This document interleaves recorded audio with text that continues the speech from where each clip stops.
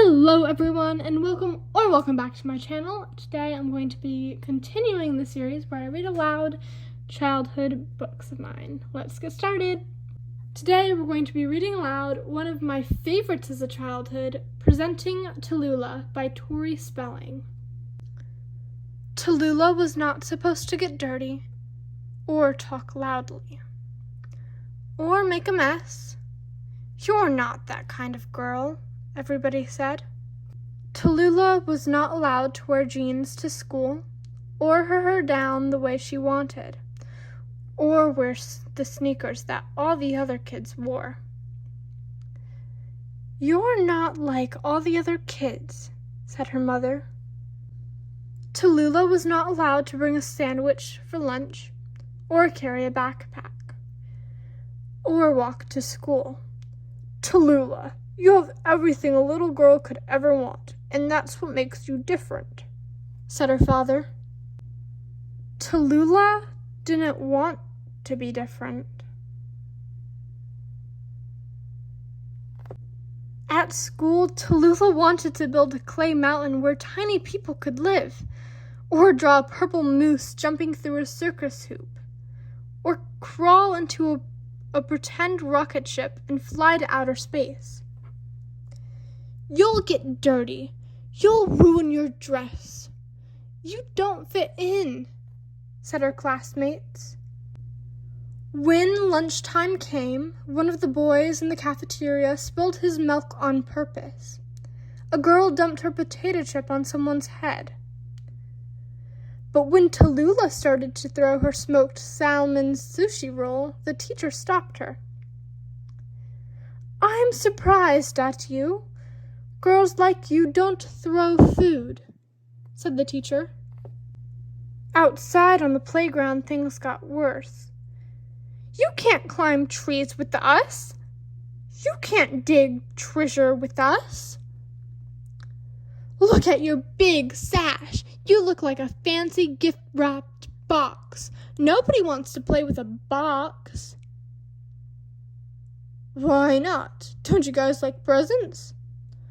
Tallulah turned to see who was talking. It was the new boy in school, Max. "Thank you for sticking up for me," Tallulah said. "I know what it's like to feel a bit different." Max stopped in the middle of a sentence. There was commotion around the fish pond. They ran over to see what was going on. Tallulah saw a tiny, wet puppy floating on a log. It looked stuck and scared. "We have to save it," said Tallulah.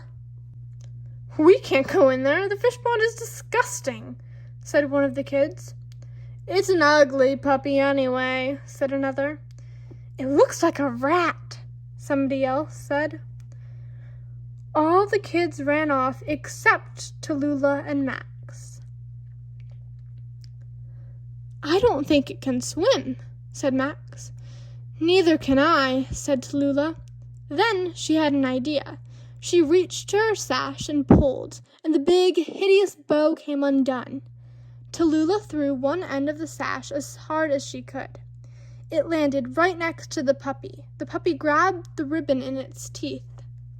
Tallulah pulled. Her perfect hair got messed up, and pulled. Her dressy shoes got soaking wet, and pulled. Mud splashed on her fancy dress. "You're a big mess," said Max, but he was smiling. "That's the kind of girl I really am," said Tallulah, and she pulled that puppy right up onto dry land. Tallulah dried the puppy off and named her Mimi, and brought her home. At home, nobody was happy to see the little pug puppy. "Dogs are dirty," said her mother. "Dogs smell bad," said her father. "Dogs are messy," said the housekeeper. Tallulah took a deep breath. She had something to say. She waited until everyone was looking at her.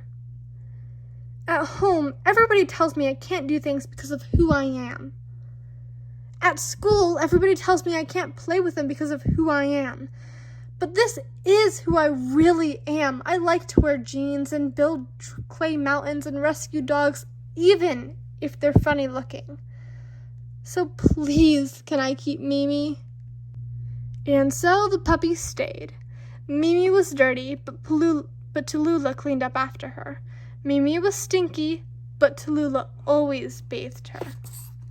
And sometimes Tallulah got dirty and stinky and messy herself.